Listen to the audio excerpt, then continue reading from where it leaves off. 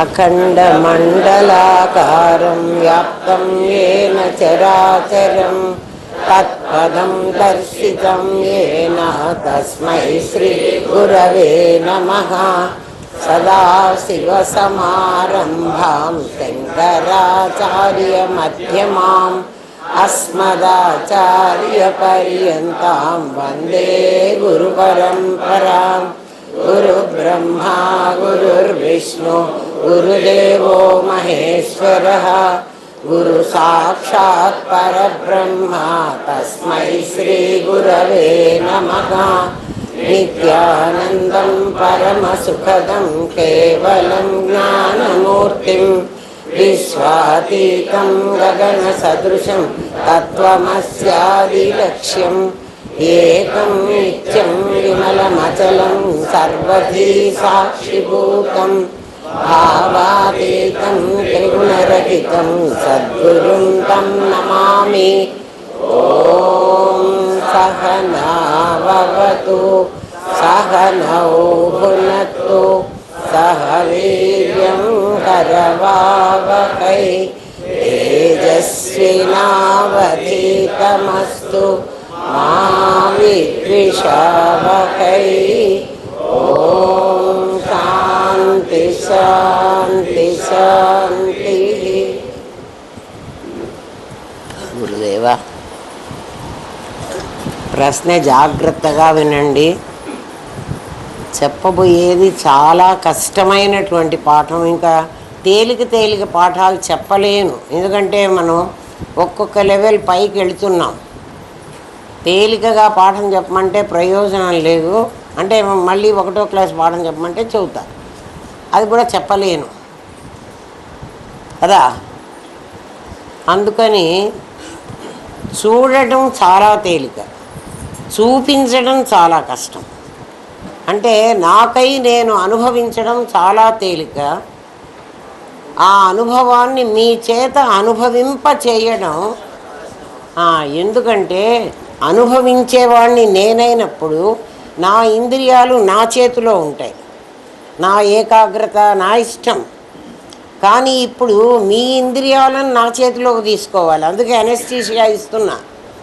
ఇచ్చినా కూడా సాధన లేని మీ ఇంద్రియాలు పరిగెత్తుతాయి, అటు పరిగెత్తుదామా ఇటు పరిగెత్తుదామా, అందుకని అర్థం కాదు. నేను చెప్పడంలో లోపం లేదు, మీరు వినడంలో కూడా లోపం లేదు. మీ మనసులో అప్పుడు పక్కకు పోయినాయని కూడా నేను అనను, ఎందుకంటే అనెస్థీషియా ఇంజెక్షన్ అదిగో అక్కడనే పడుతున్నది. మీకు మెట్ల దగ్గరే, మెట్లు కూడా కాదు, గేట్ దగ్గరే. మీకు ఎవ్వరికి కూడా మీ ఇళ్ళు మీ వాకిళ్ళు మీ పెద్దవాళ్ళు మీ పిల్లలు గుర్తు రావటంలే, అది మాత్రం నాకు తెలుసు. మిమ్మల్ని అన్యాయంగా నేను బ్లేమ్ చెయ్యను, కానీ ఏకాగ్రత తక్కువ ఉంది. ఏకాగ్రత లేకపోతే విషయం అర్థం కాదు. అందుకని నాకు చేతనైనంత వరకు నేను చెప్తాను, మీరు అర్థం చేసుకోగలిగినంత వరకు చేసుకోండి, చేసుకోలేకపోతే వదిలేయండి. అంతేగాని అదెట్లా కాదేమో అని మాత్రం వితండవాదం చేయవాకండి. ఎందుకంటే ఒక్కసారి మీరు వితండవాదం చేయటం మొదలుపెట్టారంటే మీ మనస్సు అటువైపుకే తీసుకెళ్ళి ఇదంతా అబద్ధమని చెప్పిస్తుంది. నేను చెప్తూ ఉండగా మీ మనస్సే మీకు దిస్ ఈజ్ కరెక్ట్ అంటున్న మీ మనస్సే ఒక్కసారి మీరు ఇది కాదు అని అనుకున్నారంటే, కానిది మిమ్మల్ని నమ్మించాలని నేను చెప్పను. నేను చూసిందే దర్శకుడు అంటే ఏమిటి? దర్శించినవాడు. వాడు ఏది దర్శించాడో మా గురుదేవులు నాకు అదే చెప్పారమ్మా, నీకు ఎలా తెలిస్తే అలాగే చెప్పాను. ఇది నాకు తెలిసిన విషయం, మీకు తెలియని విషయం, మీరు తెలుసుకోవలసిన విషయం. తెలిస్తే సంతోషం, ఒకవేళ తెలియలేదనుకోండి వదిలేసేయండి. నాకు ఇది ఎందుకు తెలియలేదు, దాని మీద మీరు ఆలోచించుకోండి, మీకే తెలుస్తుంది. తెలియకపోతే మళ్ళీ నెక్స్ట్ జన్మ ఉండనే ఉంది. కృష్ణ పరమాత్మ చెప్పాడు, మీరు ఏం భయపడక్కర్లేదు, మళ్ళీ జన్మలో నేను మీకు అక్కడి నుంచి మొదలు పెడతానని చెప్పాడు. వీలైనంత వరకు తెలుసుకోవడానికి ప్రయత్నించండి. మీ లెవెల్కి దిగి మీకు వచ్చిన భాషలోనే కొటేషన్ ఒక్కటే నేను ఇస్తాను, కానీ భాష అంతా మీ భాషలోనే మాట్లాడతాను. మీకు తెలియకపోతే నన్ను అడిగితే నేను చెప్తాను, మళ్ళీ మళ్ళీ కూడా చెప్తాను, నాకేం బాధలేదు. ఏమ్మా, నేను రెఫర్ చేసి చెప్పాలి అని కూడా నాకు అక్కర్లేదు. కానీ తప్పుగా మాత్రం అర్థం చేసుకోవాకండి. కష్టమైన సబ్జెక్టు, అందుకే బ్రహ్మ విద్యనా అంటారు. బ్రహ్మ విద్య అంత తేలికైన సబ్జెక్టు కాదు కదా. దానికి చాలా పరీక్షలు చేసి కూర్చోబెట్టుకుంటారు గురువులు శిష్యుల్ని. కానీ రామనాథం గారు మరి ఆయనకి ఏం మమకారమో ఏం మోహం ఉందో మీ అందరి మీద నాకు తెలియదు. కానీ ఆ మహానుభావుడు మాత్రం వాళ్ళ అసలు ఏం చూడొద్దు, వాళ్ళు జీవులైతే చాలు చెప్పేసి, మానవ జన్మ ఎత్తితే చాలు అన్నారు. వాళ్ళ కులంతో నీకు సంబంధం లేదు, వాళ్ళ గుణంతో నీకు సంబంధం లేదు, వాళ్ళ పాపంతో నీకు సంబంధం లేదు, వాళ్ళు తప్పులు చేస్తుంటే కూడా నీకు సంబంధం లేదు. హత్య చేసి వచ్చిన హంతకుడికి కూడా చెప్పమన్నారు కదా. మరి ఆయనకి ఎందుకో మీ మీద అంత ప్రేమ నాకు తెలియదు. చెప్పమని నన్ను ఆదేశించారు కాబట్టి నేను చెప్తున్నాను. కొంచెం కష్టంగానే ఉంటుంది, కానీ కష్టంగా ఉండదు. నేను చెప్తున్నప్పుడు మీకు అర్థమైనట్టే ఉంటుంది, తర్వాత అర్థం కాదు. అది దానిలో ఉన్న మజా. ఏం చేస్తారో చూసుకోండి. అట్లా అని చెప్పేవాడికి వినేవాడికి కూడా అర్థం కాని బ్రహ్మ విద్య అనవాకండి. చెప్పేవాడు ఫుల్గా అర్థమై చెప్తున్నాడు, అంతవరకు నేను గ్యారంటీ చెప్పగలను. అర్థం కాకుండా నేను చెప్పట్లేదు, మీకు అర్థం కాకుండా చెప్పేటట్టు చెప్పటం లేదు. వినండి, క్వశ్చన్ వినండి. 114వ ప్రశ్న. ఫౌండేషన్ ఇంతకుముందే వేసుకున్నాం కొంచెం, కానీ మళ్ళీ కూడా నేను చెప్తాను. అంటే ఇంతకుముందు వేసినా కూడా ఏమో తర్వాత ఎన్ని రోజులు ఎన్నిసార్లు డిన్నర్ చేసాం, ఎన్నిసార్లు లంచ్ చేసాం, ఎన్నిసార్లు బ్రేక్ఫాస్ట్ చేసాం, తర్వాత మళ్ళీ ఇంకా ఎన్ని మధ్యలో వేసాం, అవన్నీ లోపల ఉన్నాయి, వాటిని ఇప్పుడు బయటికి పీకాలి.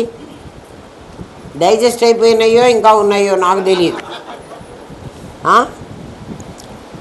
డైజెస్ట్ అయినా ఎసెన్స్ అయినా ఉంటుంది, ఏం భయం లేదు, ఉంటుంది, అది పోదు. ఎందుకంటే వచ్చే జన్మకు కూడా వస్తుంది అంటుంటే ఈ జన్మలో వారానికి పోతే ఎట్లా కదా. మనం చదువుకున్న చదువులన్నీ పోయినాయి కదా, అవి పోతాయి. ఆ సంవత్సరానికి సంవత్సరం అయిపోతే ఉండవు ఏమ్మా కదా. పాపోహం అనవాకండి. పాపోహం పాపకర్మానం పాపాత్మాన్ పాప సంభవాన్. అబ్బా, మహాపాపింద్రా నాయన అని అనద్దు కదా. ప్రాప్తోహం అనండి. ప్రాప్తోహం అంటే ఇది నాకు ప్రాప్తిస్తోంది, లేకపోతే బ్రహ్మ విద్య ప్రాప్తించదు. ప్రాప్తిస్తోందంటే చాలా పుణ్యం చేసుకునే మీరు ఇక్కడికి వచ్చారు. దేహాలు ఏం చేసినా నాకు సంబంధం లేదు, కర్మలతో నాకు అస్సలు సంబంధం లేదు. పాఠం వినండి. 14వ ప్రశ్న. 114వ ప్రశ్న ఏమంటోందంటే, వేదం అపౌరుషేయము అన్నారు. అపౌరుషేయము అన్న పదానికి అర్థం ఏమిటంటే, మనం అందరం జీవుడు అంటే పురుషుడు. జీవుడు అంటే ఎవరు? పురుషుడు కదా. పురుషుడు అంటే మగవాడు అని కాదు. పూరయిత్వాత్, పూర్ణంగా ఉన్నవాడెవడో వాడు పురుషుడు. అంటే స్త్రీ కూడా పురుషుడే.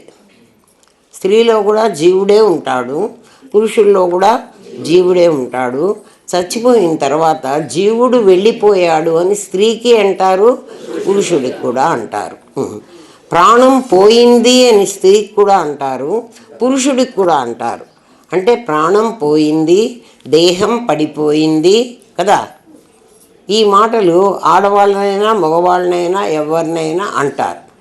నామ రూప క్రియ అనేటువంటి 3 జీవుడికి, దేశ కాల వస్తువు అనేవి జగత్తుకి లక్షణాలు కదా. దాన్ని బట్టి అది జగత్తని, వీడిని జీవుడని మనం అనుకుంటున్నాం. వీళ్ళు ఈ ఇద్దరు అంటే దేశకాల వస్తువులు కానీ నామరూప క్రియలు కానీ నశించేవి ఉండవు. అందుకని వీటి పేరు పాదోస్య, వీటి పేరు పాదము, ఒక భాగము. స్టెప్ బై స్టెప్ చెప్పుకొస్తా, మీరు జాగ్రత్తగా అర్థం చేసుకోండి. ఏమ్మా, వీటి పేరు ఏమిటి? పాదోస్య విశ్వాభూతాని త్రిపాదస్య అమృతం దివి. అది కదా పాదోస్య, పాదంలో ఈ జీవులందరూ ఉన్నారు. మూడు వాళ్ళు మృతం, వాళ్ళు ఈ పాదోస్య మృతం. విశ్వాభూతాని, ఈ ప్రపంచంలో ఉన్న ప్రాణులన్నీ కూడా పాదంలోనే పడ్డాయి. అంటే వాళ్ళందరూ జీవులు అని అర్థం. జీవులు అంటే ఎవరెవరు చెప్పాను? నామరూపక్రియలు, దేశకాల వస్తువులు. అంటే జగత్తు జీవుల సమూహమే కదరా జగత్తు. అందుకని జగత్తు జీవులు ఇద్దరూ కూడా జీవుల కిందే లెక్క. ఈ జీవులందరూ మృతం అన్నాడు. మృతం అంటే చచ్చిపోతారు. మనకు తెలుసు ఆ సంగతి, మాకు కూడా తెలుసు అయ్యా, నువ్వేం చెప్పక్కర్లేదు.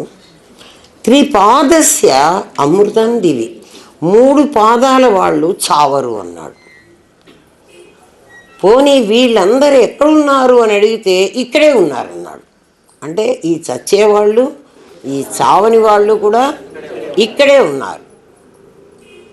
అట్లెట్లా ఉంటారు అంటే, ఇక్కడ మన దగ్గర ఉన్న వాళ్ళలో కొంతమంది చచ్చిపోయి కదా, కొంతమంది చావకుండా ఉంటున్నారా?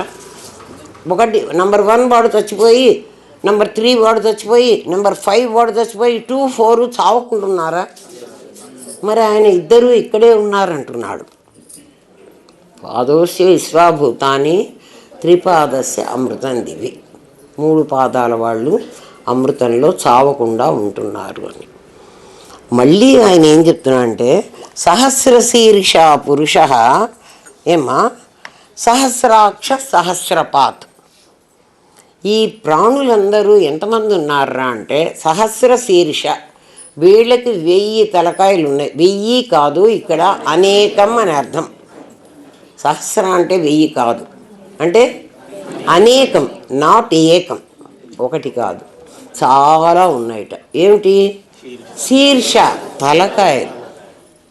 అంటే మనుషుల తలకాయలే కాదు, ఇందాక చెప్పానే ప్రాణుల తలకాయలు. ప్రాణుల తలలు ఎన్ని ఉన్నాయి? అనేకం ఉన్నాయి. సహస్ర శీర్ష. సహస్రాక్ష, ఎన్ని తలకాయలు ఉన్నాయో అన్ని కాళ్ళు కూడా ఉన్నాయి, అన్ని కళ్ళు కూడా ఉన్నాయట. సహస్రాక్ష. సహస్రపాత్, అన్ని కాళ్ళు కూడా ఉన్నాయి. ఇదేమిటయ్యా, తలకాయ ఒకటి ఉంటే 2 కళ్ళు ఉండాలి, 2 కాళ్ళు ఉండాలి. మనకు అంతే కదా మామూలుగా. ఒక తలకాయ ఉంటే 2 కళ్ళు ఉండాలి, 2 కాళ్ళు ఉండాలి. 2 కళ్ళు 2 కాళ్ళే కాకుండా ఇంకా కూడా 2 చెవులు కూడా ఉండాలి, 2 ముక్కులు ఉండాలి, 1 నోరు ఉండాలి, ఇవన్నీ కూడా ఉండాలి కదా. మరి సహస్రాక్ష సహస్రపాత్ అని ఎందుకన్నాడు అంటే, కన్ను ఎందుకు చెప్తున్నా అంటే జ్ఞానేంద్రియాలకి రిప్రజెంటేటివ్. ఎవరు? కన్ను. అంటే కన్ను చెప్పాము అంటే ముక్కు, చెవులు, నోరు అన్నీ చెప్పినట్లే. అర్థమైనా? సహస్రాక్ష అన్న పదానికి డీకోడ్ చేస్తేనే తెలుస్తుంది, లేకపోతే అక్ష అంటే కన్నే. సహస్రపాత్, ఆ 5 అనేకం పాదాలు కూడా ఉన్నాయి. కాళ్ళు 2 కాళ్ళు ఉండాలి కదా, అనేకమైన పాదాలు ఉన్నాయన్నాడు. అనేకమైన తలకాయలు ఉంటాయి, అనేకమైన పాదాలు ఆటోమేటిక్గా ఉంటాయి కదా. మరి ఎందుకన్నాడు అంటే, పాదం చెప్తూ కర్మేంద్రియాలని రిప్రజెంట్ చేస్తున్నాడు. జ్ఞానేంద్రియాలు, కర్మేంద్రియాలు కదా, తలకాయలు అంటే బుద్ధి, ఇవన్నీ కూడా వీడికి ఉన్నాయి. ఎవడికి? ఈ జీవుడు అన్నవాడికి, ఈ జగత్ అన్నదానికి కదా. ఇదేమిటండి జీవుడు జగత్తు అన్న దానికి అన్నారు మీరు, జీవుడు అన్న వాడికి అన్నారు. ఇదేమిటండి ఈ తమాషా? జగత్తులో కూడా మరి జీవుళ్ళే కదా ఉన్నది. మరి జీవుడు జగత్తు అని ఎందుకన్నారు అంటే, ఇంతకుముందు మీరు జగత్ అంటే వీళ్ళందరూ, జీవుడు అంటే వీడొక్కడు కదా ఇంతకుముందు మన అర్థంలో. కానీ ఇప్పుడు అర్థంలో ఇంకాస్త మీరు పెరిగారన్నాను కదా, ఇప్పుడు అర్థంలో జీవుడు అంటే మీ లోపల ఉండేవాడు, జగత్తు అంటే మీ ఇంద్రియాలు అన్నీ ఉన్నది అంటే మీ నేను మీ నాది. చూసారా ఎట్లా డీకోడ్ అయిపోతాయో. నేను చెప్తున్నప్పుడు ఎస్ దిస్ ఈజ్ కరెక్ట్ అని మీకు అనిపించాలి కదా. మీ లోపలి వాడు అవును ఇది నిజం అని ఒప్పుకోవాలి. అంతకుముందు ఏమన్నాము, జీవుడు ఒక మనిషి, అంటే మనిషి అంటే నేను, జగత్తు నాకు ఎదురుగా ఉన్న మీరందరూ. మనకి ఇప్పటి వరకు అర్థం అదే, కానీ ఇప్పుడు అర్థం మారిపోయింది. జీవుడు అంటే నేను అనేవాడు, జగత్తు అంటే నాది అనేది. అర్థమైందా? మనకు ఇద్దరినే కదా పెట్టాం మొత్తం. సహా వాడు, అహం నేను కదా. వాడు అనేటప్పుడు ఎప్పుడు కూడా నీకంటే వేరుగా ఉన్నవాడినే మనం వాడు అనాలి. నాకంటే వేరుగా ఉన్నవాడిని వాడు కానీ అది కానీ అనాలి కదా. అందుకని ఇప్పుడు నేను అనేవాడిని నేనే, నన్ను వాడంటానికి వీల్లేదు. నేను అనేవాడిని ఎవరిని? నేనే. కాబట్టి నేను అనేవాడే జీవుడు అయి ఉండాలి ఖచ్చితంగా. ఆ నేనుకు భిన్నంగా ఎవడుంటున్నాడు అంటే వాడు అనేవాడు ఉండాలి. అంటే నాది అనేది ఉండాలి. నేనుకు భిన్నంగా ఉంటుంది నాది. అర్థమవుతుందా? ఆ నాది ఏమిటి అంటే ఇందాకన్నా సహస్ర శీర్ష, సహస్రాక్ష, సహస్రపాద. ఇప్పుడు మీకు అర్థం సరిపోయిందా? నేను వేరు, నాది వేరు. ఈ నేను నాది అనే వాటిల్లో మరి మళ్ళీ మీరు జీవుడు జగత్తులోకి వెళ్ళకండి. జీవుడు జగత్తు నుంచి మనం ఎక్కడికి వచ్చేసాం? నేనుకి నాదికి వచ్చేసాం. అంటే ఇండివిజువల్గా తీసుకొచ్చుకున్నాం కదా. నాది ఒకటి, నేను ఒకటి. నాది నా మీద ఆశ్రయింపబడి బతుకుతుంది. అందుకే దాని పేరు నేనేమన్నాను? శ్రీ అన్నాను కదా. అది నా మీద ఆధారపడి బతుకుతుంది. నా మీద ఆధారపడి బతుకుతుంది అంటే మీరు అర్థం చేసుకోవాల్సింది ఇది పర్మనెంట్గా అర్థం ఇదే చేసుకోవాలి, ఇంకోటి చేసుకోవడానికి వీల్లేదు. నేను వస్తువు అయితే నాది ఆభాస అయి తీరాలి. నా మీద ఆధారపడి బతకాలి అంటే నేను సూర్యుడికి ఎదురుగా నిలబడ్డాను అనుకోండి, నా నుంచి ఇమీడియట్గా ఒక నీడ బయటపడుతుంది. నా నీడ ఎలా ఉంటుంది? నాలాగే ఉంటుంది కదా. నా నీడ నాలాగే ఉంటుంది. నాలాగా ఉన్న నీడ నేను గదిలోకి వెళ్ళిపోయినాను అనుకోండి, నీడ లేదు. నేను గదిలోకి వెళ్ళిపోయినా, గదిలో కూర్చున్నా, ఒకళ్ళ ఇంటికి వస్తున్నాను, దారిలో నా నీడ నా పక్కన పడుతోంది. అందరికీ అర్థమవుతుంది కదమ్మా. మీకు అర్థమయ్యేట్టు చెప్పాలనే అనుకుంటున్నా. ఎక్కడైనా అర్థం కాకపోతే మరి మీరు ఎందుకు నాకు అర్థం కావట్లేదని మళ్ళీ మిమ్మల్ని మీరు ప్రశ్నించుకోండి. నేను నడుస్తూ వస్తూ ఉంటే ఎవరి ప్రమేయం లేకుండా, ఎవ్వరూ క్రియేట్ చేయకుండా నా నీడ తనకు తానే వచ్చి ఇక్కడ పక్కన నుంచుంది. దానికి నేను ఆశ్రయం. ఎవరికి? నా నీడకు నేను ఆశ్రయం. నేను ఉంటేనే అది ఉండాలి, నేను లేకపోతే అది ఉండకూడదు. నేను గదిలోకి వెళ్ళి కూర్చున్నా, మా బంధువుల ఇంటికి ఎవరింటికో వెళ్ళాను, లోపలికి వెళ్ళిపోయినా. ఇప్పుడు నా నీడ పడటల్లా, నేనున్నా. ఇందాక దానికి ఏం చెప్పాను? నన్ను ఆశ్రయించి బతకాలన్నాను. ఇప్పుడు నేను ఉండంగా కూడా అది లేదు,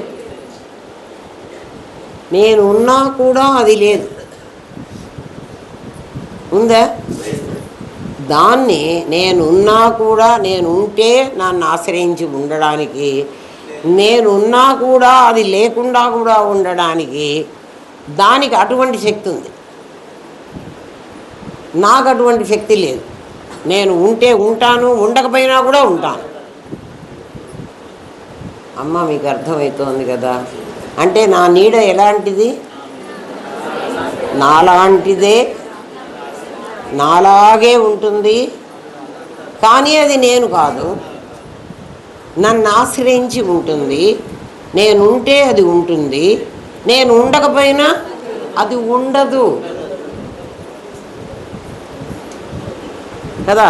నేను ఉన్నంతసేపు ఉంటుంది, నేను లేకపోతే అది ఉండదు. నేను లేకపోతే అంటే ఏమిటంటే నేను ఎక్కడికైనా పోతే దాన్ని ఎట్లా మీరు అర్థం చేసుకుంటా అంటే మీ భాషలో మీకు చెప్తే కదా అర్థమవుతుంది. ఏరా మీ నాన్న ఇంట్లో ఉన్నాడా అని ఒక పిల్లవాడిని అడిగాను. వాళ్ళ నాన్న ఇంట్లో లేడు అంటే ఆఫీస్కి వెళ్ళాడో పొలానికి వెళ్ళాడో ఎక్కడికో వెళ్ళాడు. ఏరా మీ నాన్న ఇంట్లో ఉన్నాడా అని అబ్బాయిని అడిగితే ఏమంటాడు? మా నాన్న లేడు అంటాడు. లేడు అంటే అసలు చచ్చిపోయినాడనే. మరి ఇంట్లో లేడు. అర్థమైందా? ఇందాక నీడ నేను గదిలోకి వెళ్ళి కూర్చోగానే అది లేదు అంటున్నానే కదా, అప్పుడు అది అలాంటి లేదు అంటే నేను అక్కడ లేను. ఆ నీడ పడడానికి వీలైన చోట్లో నేను లేను, నేను ఇంకో చోట ఉన్నాను. అర్థమవుతోందా? అది మరణం. చూడండి, నేను ఇప్పుడు ఉన్నాను, నేను నాది ఇద్దరిని చెప్పాను మీకు. నేనున్నాను, నా నీడ కూడా ఉంది. అందరికి అర్థమవుతోంది కదమ్మా. ఇంకా కొంచెం స్టెప్ దాడుతున్నా నేను, అందుకని మీకు మళ్ళీ మళ్ళీ కాషన్ ఇస్తున్నా. చాలా స్లోగా చెప్తున్నా నేను, పరిగెత్తను కూడా. మిమ్మల్ని మెల్లగా దింపుతా, నేను కూడా ఉంటా, మీకేం భయం లేదు. అమ్మో ఇదేదో కష్టమైంది, ఇది మాకు రాదేమో, మీరు ఎక్కడ పడుతున్నా నేను పట్టుకోగలను, నాకు అంత శక్తి ఉంది. పడరు. తప్పుదారి పడితే మాత్రం నేను తీసుకురాను, ఎందుకంటే నాకు ఇంతమంది ఉన్నారు. వీళ్ళందరినీ చూసుకోనా, వాడు మునిగిపోయి నేను పోతానన్న వాడిని చూసుకోను, పోతే పోరా నీ కర్మ, అంతే. అందుకని జీసస్ క్రైస్ట్ ఇప్పుడు చెప్తాడు, తప్పిపోయిన గొర్రె పిల్ల మీద నాకు చాలా ప్రేమ, కానీ దానికోసం నేను పోను, ఈ గొర్రెల్ని కాపాడుకుంటా, ఎందుకంటే దానికోసం పోతే నా గొర్రె పిల్ల తోడేళ్ళు తినిపోతాయి అంటాడు. ప్రతివాడు పాపం ఆ గురుస్థానంలో ఉన్నవాడు అంత బాధపడుతూనే ఉన్నాడేమో. ఇప్పుడు ఏమైంది? మరణం అంటే అది. నేను నాది అని ఇద్దరు ఉన్నాం కదా మా దగ్గర. నేను అన్నవాడిని జీవుడు అని పెట్టేశాం కదా వాడి పేరు. తర్వాత వాడి పేరు మారుస్తాను, ఇప్పటికి వాడిని జీవుడే అందాం. ఎక్స్ పెట్టుకుని లెక్క చేస్తే ఎక్స్ చివరికి ఎక్స్ వాల్యూ వచ్చిన తర్వాత ఎక్స్ డమ్మీ అయిపోతుంది కదా. ఎక్స్ ఎక్కడ అవుతుంది? మర్జ్ అవుతుంది. ఎవరిలో మర్జ్ అవుతుంది? ఆ వాల్యూలో మర్జ్ అయిపోతుంది. ఎక్స్ విడిగా ఉండదు కదా. అట్లా జీవుడు అనేవాడు ఎక్స్ లాగా, వాడి పేరు కాసేపు జీవుడనే పెడదాం. వాడి పేరు నేను. వాడి దగ్గర ఒకటి ఉంది, అది నాది. వాడి నేను నాది ఎలాంటిది అంటే, నేను అనేవాడు నిజమైన వాడు, నాది అనేది వాడి నీడ. అందుకని నాది పేరు ఆభాస, నేను పేరు జీవుడు. పెట్టుకుందామా కదా? పెట్టుకోవాలి, తప్పదు. ఏంరా కాసేపు పెట్టుకుందాం. వాడు నా పేరు ఎందుకు అట్లా ఆభాసాన్ని పెట్టారంటే, నువ్వు ఆభాసం కాబట్టి నీకు ఆభాసమే పెడతాం. నువ్వు వస్తువు అయితే నిన్ను వస్తువుగా అనేవాళ్ళం. ఎందుకు అంటే నువ్వు ఎప్పుడు డిపెండెంట్గా ఉంటున్నావు, ఆధారపడి ఉంటున్నావు. ఎవడు వాడు ఉంటున్నాడు? నాది ఎప్పుడు ఆధారపడి ఉంటుంది. నేను ఈ శరీరంలో ఉన్నంత వరకు నాది ఈ శరీరపు నీడ కనపడుతూ ఉంటుంది. నేను ఎప్పుడైతే బయటికి ఆఫీస్కు పోతానో నాది ఇంట్లో లేదు అని అనాలి. అంటే నీడ లేదు, ఉంది అనవాకండి. వాళ్ళ నాన్న ఇంట్లో లేకపోతే ఆఫీస్కు పోతే ఆ పిల్లవాడిని అడిగితే ఏమని చెప్పాడు? మా నాన్న లేడు అన్నాడు. నేను నాది. నేను ఎప్పుడైతే ఇది వదిలిపెట్టక్కర్లే. నేను లేకపోతే ఇప్పుడు నీడని నేను వదిలిపెట్టిపోతానా? నేను వెళితే ఆటోమేటిక్గా అది పడిపోతుంది. అట్లా నేను అనేవాడు. మీకు మరణాన్ని గురించి చాలా క్లియర్గా చెప్తున్నా. నేను అనేవాడిని ఇంకో చోటికి వెళ్ళిపోతే ఈ చోట్లో ఉండకుండా ఆటోమేటిక్గా నాది లేకుండా పోతోంది. ఎట్లా లేకుండా పోతుందంటే అది ఆభాస అయితేనే లేకుండా పోతుంది. అది వస్తువు అయితే పోదు. వస్తువు అయితే పోవడానికి వీల్లేదు కాబట్టి అది నిజం కాదు, నాలాగే ఉంటుంది. ఇప్పుడు జీవుడు ఎలా ఉన్నాడు అంటే భానుమతిలాగే ఉంటాడు. దేహం ఎలా ఉంది అంటే భానుమతిలాగే ఉంది. అంటే ఒకే భానుమతి అన్న రూపానికి దాంట్లో ఒక జీవుడు, ఒక జగత్తు ఉంది కదా. అంతవరకు అందరికీ అర్థమైందా? అంటే నేను వెళ్ళిపోతే నాదికి నీడ లాంటిది కాబట్టి దానికి ఉనికి లేదు అనండి. అందుకే చచ్చిపోయినటువంటి ఆ శవాన్ని మనం దహనం చేస్తున్నామంటే అది దేంతో తయారైందో, ఇంకా నెక్స్ట్ స్టెప్లో వస్తుంది కదా. నీడ దేంతో తయారు కాల. నీడ ఎంతవరకు మనం తీసుకోవచ్చు అంటే సూర్యరశ్మికి నీ నాది అడ్డుపడింది, అంత మేర నీడ వచ్చింది కదా. అడ్డుపడింది కాబట్టి నీడ వచ్చింది. ఇక్కడ అడ్డుపడటం కాదు. ఏమ్మా, ఇదంతా ఎలాంటిదంటే మంత్రపుష్పంలో చెప్తాడు, నారాయణం మహాజ్ఞేయం విశ్వాత్మానం పరాయణ. ఈ మాట విన్నారు కదా. మహాజ్ఞేయం నారాయణం. మహాజ్ఞేయం అని ఎవరికి పేరు పెట్టాం? జగత్తుకు పెట్టాం. జ్ఞేయం ఏమిటి? జ్ఞేయం అంటే జీవుడు, జగత్తు. జీవుడు అప్పుడు ఏమవుతాడు? జ్ఞాత అవుతాడు. జ్ఞేయం ఎట్లా అవుతాడే? జ్ఞేయం జగత్ అన్నప్పుడు జీవుడు జ్ఞాత కదా కావాలి. మీరు మర్చిపోవకండరా కదా. ఇందాక చెప్పిన అర్థంలో మీకు అది జగత్తు, కానీ ఇప్పుడు మనం చెప్పుకున్న అర్థంలో నా శరీరమే జగత్తు. ఇప్పుడు జ్ఞేయం నా శరీరం, జ్ఞాత నా జీవుడు. అందరూ ఒప్పుకుంటున్నారు కదా. ఒప్పుకోకపోతే ఒప్పిస్తా. ఎవడైనా ఒప్పుకోకపోతే అంటే అర్థం కాకపోతేనే ఒప్పుకోడు. దీని పేరు జ్ఞాత కదా. ఇది జ్ఞేయం. ఈ జ్ఞేయాన్ని ఏమంటున్నాడంటే మహాజ్ఞేయం అంటున్నాడు.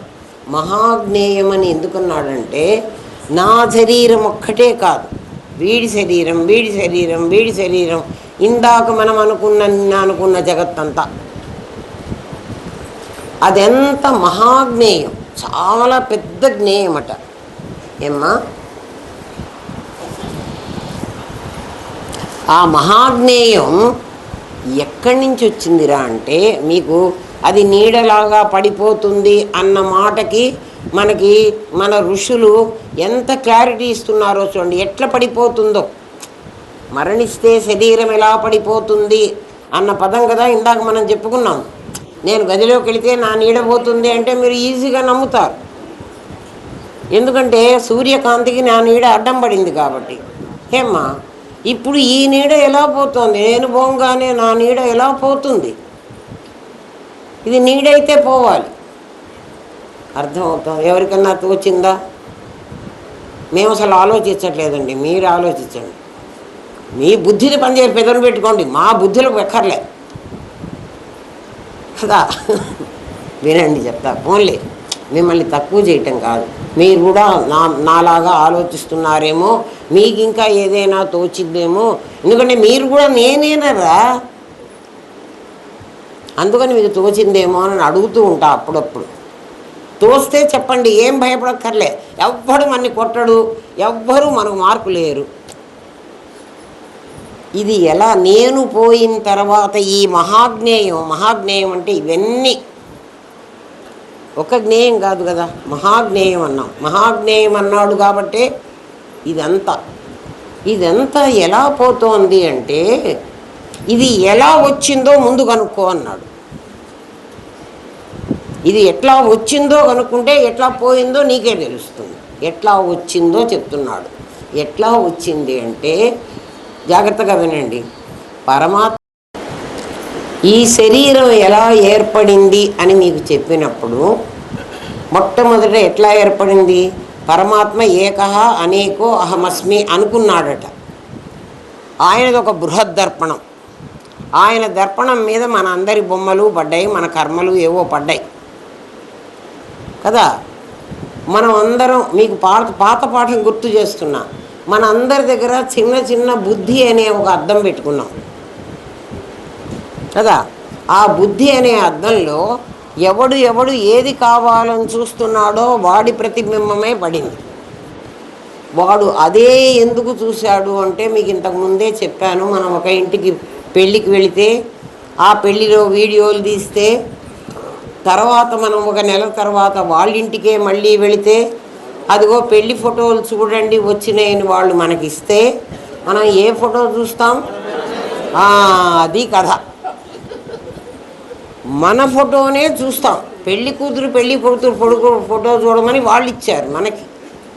కానీ మనం ముందు నేనెక్కడ పడ్డానో, ఆ ఈవెంట్ జరుగుతున్నప్పుడు నేను లేనేమోనే కదా, నేను ఆ చీర కట్టుకోలేదే ఆ రోజు, ఇదేంట్రా నాకు వేరే చీర పడింది, వాడు ఏదో మార్ఫింగ్ చేశాడేమో, ఇది మన కథ. అంటే ఏం చూస్తాము? ఎవడిని వాడు చూసుకోవాలనే వాడికి ఇష్టం. శాస్త్రం కూడా నాయన నువ్వెవరో నువ్వు చూసుకోరా అనే మేము కూడా చెబుతున్నావు. నువ్వు చూసుకోవడం లేదు. నువ్వు చూసుకోకుండా ఎవరిని చూస్తున్నావంటే నీ నాదిని నేను అనుకుని చూస్తున్నావు.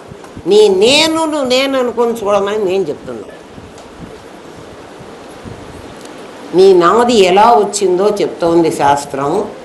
మహాజ్ఞేయం అంది. ఎట్లా వచ్చింది అంటే, అది పెద్దది. బృహద్దర్పణంలో మనందరి జాతకాలు అక్కడ ఉన్నాయి.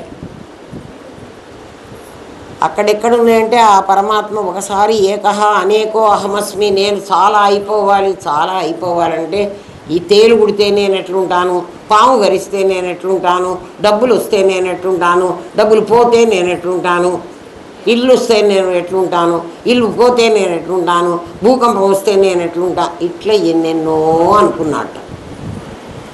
ఇట్టాడు పిచ్చివి అనుకోని ఉండాలి ఆయన, మీకు అర్థం కావడానికి నేను చెప్పా. ఆయన అనుకున్న దాన్ని ఒక్కొక్క రూపంగా నీ అద్దం మీద నువ్వు వేసుకున్నావు. అది కదా, ఎవడి అద్దంలో బుద్ధి అనే ఆ దర్పణంలో ఆ ప్రతిబింబమే పడింది. ఆ ప్రతిబింబమే నీకు నేను నాది అనే రూపంతో వచ్చింది. దానికే ఏమని చెప్పాము? ఒక ఆలోచన వచ్చింది, ఆ ఆలోచనకు తగ్గట్టు నామం, దానికి తగ్గట్టు రూపం వచ్చింది, దానికి తగ్గ క్రియ వచ్చింది. ఈ మూడు కూడా ఇచ్ఛాశక్తి, జ్ఞానశక్తి, క్రియాశక్తి కదా. నీ శరీరం ఎట్లా ఏర్పడింది? ఇచ్ఛాశక్తి, జ్ఞానశక్తి, క్రియాశక్తి, అవునా కాదా? ఈ మూడే కదా నామరూప క్రియలనే పేరుతో నీ దగ్గరికి వచ్చినాయి, దేశకాల వస్తువులు అనే పేరుతో జగత్తుగా వచ్చినాయి కదా. ఇవన్నీ దేంట్లో పడ్డ బొమ్మలు? నీ బుద్ధి దర్పణంలో పడ్డ బొమ్మలు కదా. ఆ బొమ్మ అని చెప్పడానికి, ఇది బొమ్మలు అని చెప్పడానికి, ప్రతిరూపాలు అని చెప్పడానికి మన ఋషులు ఏం చేశారంటే, నాయన ఇదెంత గోదావరి వాటర్ అనుకో, నా గురుదేవులు నాకు చెప్పింది మీకు నేను అదే చెప్తున్నా. ఇదంతా గోదావరి నీళ్ళు అనుకో, గోదావరిలో ఒక్కొక్క కుండ ఉన్నదనుకో, కుండలు ఖాళీ కుండల్లో ఏం నీళ్లు పడతాయి? గోదావరి నీళ్ళే పడతాయి కదా. సూర్యుడు ఒక్కడే ప్రకాశిస్తున్నాడు, ఆ సూర్యుడి ప్రతిబింబం ప్రతి కుండలో పడింది కదా. ఇప్పుడు ఆ ప్రతిబింబం చాలామంది సూర్యుళ్ళు కనిపిస్తున్నారు అంటున్నావే, అది నారంలో ఉంది. నార మీన్స్ వాటర్. గోదావరిలో నీళ్లు ఉన్నాయి కదా, నీళ్లు ఉండకపోతే నీకు బింబం పడదు. నీళ్ళు ఎక్కడొచ్చినాయో మళ్ళీ చెప్తా. అస్సలు ఏమీ మీరు గుడ్డిగా నమ్మక్కర్లేదు, గుడ్డి ప్రశ్నే లేదు. నీ నీళ్లలో ప్రతిబింబం పడింది. నీళ్లు లేకపోతే సూర్యబింబం ప్రతిబింబం పడదు. అట్లా ప్రతిబింబం పడింది. అనేకం కనపడుతున్నాయి, ఉన్నది మాత్రం ఒకటే. అనేకం నాకు కనపడుతున్నాయి, అవును కదా. ఆ అనేకం కనపడుతున్నది మహాజ్ఞేయం నారాయణం. మహాజ్ఞేయం అంటే చాలా జ్ఞేయాలుగా నీకు కనపడుతున్నది. అది నీళ్ళల్లో పడ్డ బొమ్మరా. అర్థమైందా?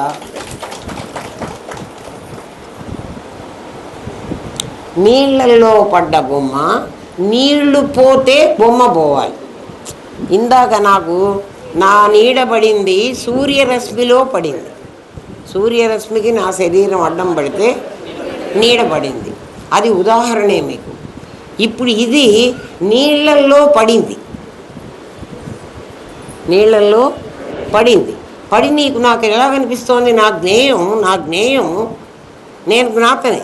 నాకు ఎలా కనిపిస్తోంది? మహాజ్ఞేయం నారాయణం. అర్థమవుతోందా? ఏం అర్థమవుతోందా? నారాయణం అంటే ఏమిటి? నీళ్లు ఉన్నాయి. నీళ్ళు ఎక్కడి నుంచి వచ్చినాయో మళ్ళీ చెప్తాను. ముందు నీళ్లు ఉన్నాయని ఒప్పుకోండి. ఆ నీళ్లల్లో ప్రతిబింబం పడింది, సూర్యబింబం పడిందని మీకు ఉదాహరణలో తెలిసింది. అలాంటి ప్రతిబింబాన్ని నీళ్లు లేకపోతే ఆ బింబం ఎలా లేకుండా పోతుందో, నేను లేకపోతే నా బింబం అలా లేకుండా పోతుంది. ఇప్పుడు అర్థమైందా? అది మరణం. ఏం పోవటంలే. ఏమ్మా, ఇంతవరకు అందరికీ బాగా రూఢిగా తెలిసిందా? ఇంకా నెక్స్ట్ రండి, ఇంకా చెప్తాను. నీళ్ళు ఎక్కడి నుంచి వచ్చినాయని చెప్పాలి కదా. లోతుకు దిగుతున్నాం. ఒడ్డు ఇప్పుడు కనిపించదు. మళ్ళీ నేను ఒడ్డుకు లాక్కొస్తా, మీకేం భయం లేదు. ఎంత లోపలికి వెళ్ళినా బయటికి బిక్కు రాగలను. అంటే జుట్టు పట్టుకుంటే పైకి వచ్చేస్తారు. మునిగేవాడిని ఎప్పుడు ఎక్కడ పట్టుకోవాలి? జుట్టు పట్టు. చెయ్యి పట్టుకుంటే నన్ను కూడా లాగుతాడు. వాడి చెయ్యి అసలు పట్టుకోకూడదు, ఎందుకంటే వాడు మునిగిపోయేవాడు. ఇప్పుడు మహాజ్ఞేయం ఏమైంది? నారాయణమైంది. ఎందుకు? నీళ్లల్లోనే అది బింబం పడుతోంది. నీళ్లు లేకపోతే పడదు. ఈ నీళ్ల గోలేమిటి మధ్యలో? నీళ్లు లేకపోతే పడదు కదా. ఇంతకుముందు మనం నీళ్ళు ఏమని చెప్పుకున్నాం అంటే మన కర్మ అని చెప్పుకున్నాం. ఇంతకుముందు మన నీళ్లను మన కర్మ అని చెప్పుకున్నాం. ఏమ్మా, ఇప్పుడు నీళ్ళు ఏదో చెప్తాను. ఈ నాది ఏర్పడడానికి 5 భూతాలు కావాలి. ఇంకో స్టెప్, నెక్స్ట్ స్టెప్లోకి వెళుతున్నా. నేను బోర్డు మీద రాయటం లేదు, కానీ ఒక్కొక్క స్టెప్పు నేను పైకి ఎక్కుతున్నా కదా. పైకి ఎక్కుతున్నా అన్నాము, కిందికి వేస్తున్నా అన్నాను. మీకు ఎట్లయినా సరే మీ ఇష్టం. స్టెప్ 1 పైన రాస్తా కదా, అక్కడి నుంచి కిందికి వస్తున్నాం కదా. కానీ దాని రివర్స్గా అనుకోండి, మనం పైకే ఎక్కుతున్నాం, కిందికి పోవటంలా. పంచభూతాలతో మన శరీరం తయారైంది. అందుకని దీని పేరు ఏమంటాము? పాంచభౌతికం. నేను తయారైంది అన్న పదం కూడా అనకూడదు. ఎందుకంటే తయారైంది అంటే అది వస్తువు అయిపోతుంది కదా. తయారు కాలే, కనిపిస్తోంది. నా నీడ ఎట్ట కనిపించిందిరా? నాకు ముక్కు ఉంటే దానికి ముక్కు ఉంది, నాకు చెవులు ఉంటే దానికి చెవులు ఉన్నాయి, నాకు చేతులు ఊపుతుంటే అది ఊగుతున్నది కదా. అంటే దానికి చేతులు ఎక్కడి నుంచి వచ్చినాయి? నా చేతులే దాని చేతులు. నావి నేను తీసుకుని పోయినాను, అది దానికి చేతులు లేవు, దానికి ముక్కు లేదు, దానికి నీడే లేదు, దానికి రూపమే లేదు. నా రూపం అది. మహాజ్ఞేయం నీళ్లల్లో పడ్డటువంటి ప్రతిబింబం కదా. పాంచభౌతికం అన్నాం. నా శరీరం పాంచభౌతికం, 5 భూతాలతో తయారైంది. ఈ 5 భూతాలు ఎక్కడి నుంచి వచ్చినాయంటే, మొట్టమొదట నేను, నాది, సహా అహం అని 2 ఉన్నారని చెప్పుకున్నాము. సత్తు చిత్తరా మీ భాషలో కదా. అంటే చాలా చెప్పా కదా మీకు, ప్రకృతి పురుషుడని, సత్తు చిత్తని. ఏమ్మా, ఈ రెండిట్లో అంటే అసలు ఉన్నదే ఇది. ప్రకృతిం పురుషం చైవ విద్యనాది ఉభావపి. కిందసారి మనం ఆషాఢ పున్నమికి చెప్పుకున్నాం. ప్రకృతి పురుషుడు అని 2 ఉన్నారు. నేను నా ప్రకృతి కదా. మయ అధ్యక్షేణ ప్రకృతే సూయతే సచరాచరం. నేను ఇందాక నుంచి చెప్తున్న స్టోరీకంతా భగవద్గీత కొటేషన్. నేను నా సొంతం ఏం చెప్పడంలే. రామనాథం గారింట్లోంచి ఏది ఎత్తుకొచ్చి మీకు చెప్పడంలే. మయ అధ్యక్షేణ ప్రకృతే సూయతే అది పుట్టించింది, అది కన్నది, అది ప్రసవించింది అన్నాడు. అంటే ప్రసవించింది అంటే దాంట్లో నుంచి వచ్చింది అని. దాంట్లో నుంచి వచ్చిందంటే ఆ నీళ్లల్లో నుంచే నా ప్రతిబింబం రావాలి. ప్రతిబింబం ఎట్లా వస్తుందిరా? నీళ్లల్లో నుంచే రా. నీళ్ళల్లోంచి వచ్చిందా అని మీరు ప్రశ్న వేస్తే మరి రాకపోతే నీకు బొమ్మ కనపడింది కదా. నీళ్లు లేకపోతే ఎలా కనపడుతుందిరా? అందుకే నారాయణ మహాజ్ఞేయం ముందు స్టెప్ అయింది. జాగ్రత్తగా వినండి రా. మీరు ఎవ్వడికైనా చెప్పినా కూడా ఇది నిజం, ఇది ఇజం కాదు, ఇది నిజం. జాగ్రత్తగా వినండి. ఇదే ఆర్డర్లో మీరు అర్థం చేసుకోండి. 1000 సార్లు వినండి ఆ పాఠం మీకు అర్థం కాకపోతే. 5 భూతాలు ప్రకృతిలో నుంచి వచ్చాయి. తస్మాదాత్మనః ఆకాశ సంభూత అంటే ఆత్మలో నుంచి ఆకాశం పుట్టింది. ఆకాశాద్వాయు, వాయోరగ్ని, అగ్ని అభ్య పృథ్వీ, పృథ్వీ ఓషధయ, ఓషధులన్నీ వచ్చినాయి పృథ్వీ నుంచి. అది సృష్టి క్రమం. దాన్ని బట్టి మనకి నీళ్లల్లోనే బొమ్మ పుట్టింది అనాలి. నీళ్ళు ఏమిటి అంటే పృథ్వీ కింద నుంచి, ఆపస్సు, తేజస్సు, వాయువు, ఆకాశం 3 ఉన్నాయి. ఇందులో ఆత్మనః ఆకాశ సంభూత, ఆత్మలో నుంచి ఆకాశం పుట్టింది కదా. ఆకాశాద్ వాయు, ఆకాశంలో నుంచి వాయువు పుట్టింది. ఆకాశము వాయువు ఈ 2 కూడా విశ్వాంతరాళంలో ఉన్నాయి. అవి ఎప్పటికీ ఉంటాయి. ఏముంటాయి? ఆకాశము వాయువు. అంటే వీళ్ళు పోయినా వాళ్ళిద్దరు ఉంటారు. మనం చచ్చిపోయినా కూడా ఆకాశం పోదు, గాలి పోదు. ఆకాశం పోదు, గాలి పోదు కదా. మనం చచ్చిపోయినా అనద్దు. మనం అసలు చావు లేదురా. ఇంకా 3 మిగిలినాయి.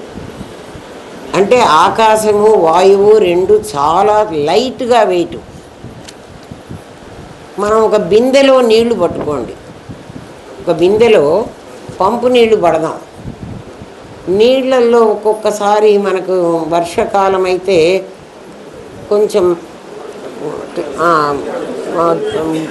డస్ట్ అట్లంతా, కానీ ట్రాన్స్పరెంట్గా ఉండకుండా నీళ్ళు వస్తాయి.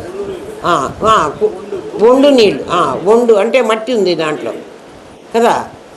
మనం చిల్లగించో లేకపోతే పటికో తిప్పామనుకోండి, 1 గంటకో అరగంటకో సెట్ అవుతుంది. చూసారా? అడుగున బిందెలో ఇంత మట్టి లాంటిది వస్తుంది. అంటే హార్డ్ పార్టికల్స్ అన్నీ కిందకి వెళ్ళిపోతాయి, చాలా లైట్ పార్టికల్స్ పైకి తేలుతాయి. మన ఇంట్లో మనకు సైన్స్ రాక్కర్లే, ఇది రోజు మనం చూస్తున్న పని. నీళ్ళల్లో ఈ ప్రపంచంలో కూడా కదా పృథ్వీ అనేది కిందకి తేలితేంటుంది. పృథ్వీ అనేది, మట్టి అనేది ఎక్కడికి రావాలి? 5 భూతాల్లో. ఎందుకంటే దానికి వెయిట్ చాలా ఉంది.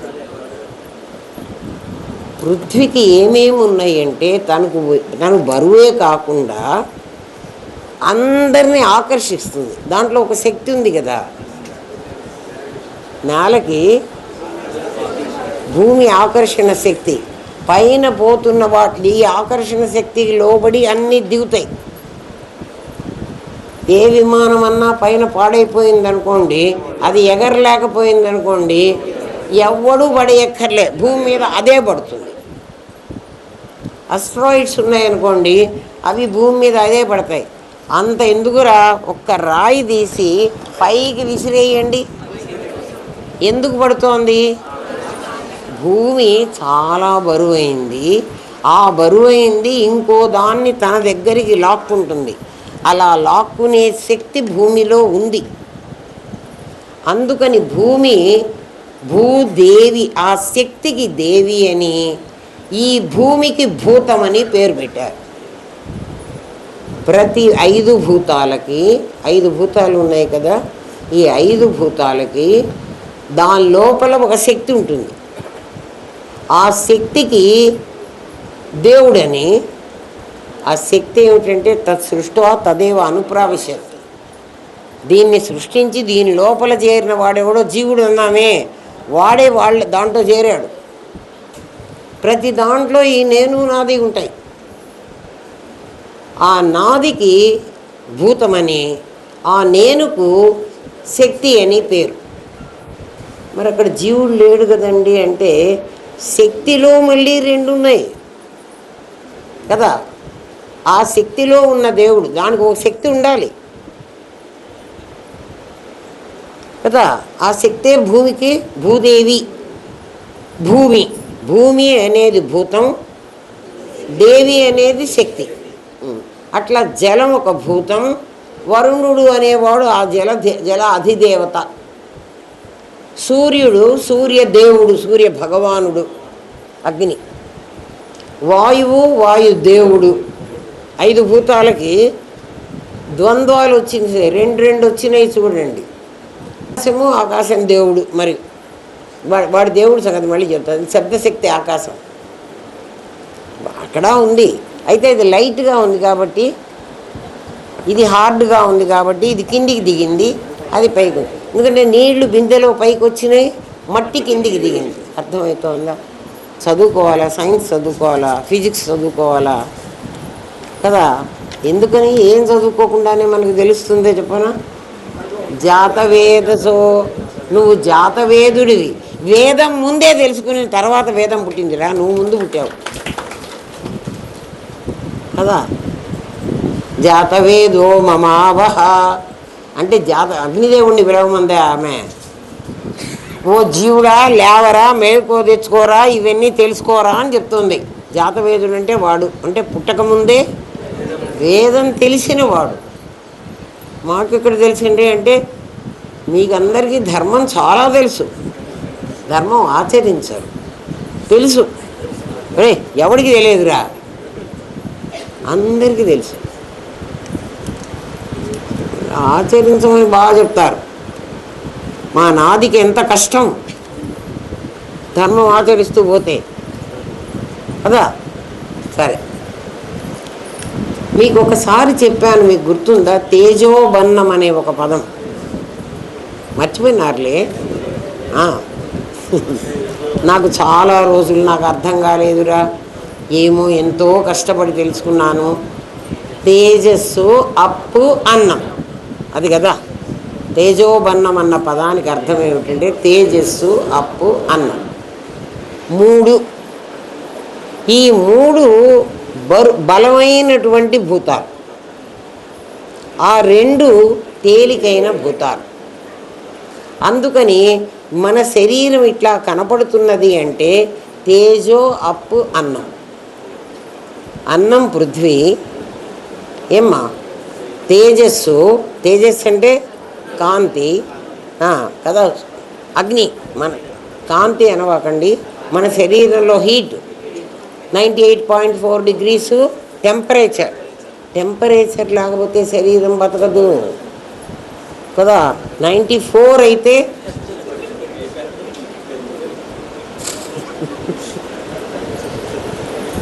అసలు మన ఋషులు ఏ మెడిసిన్ చదివారా?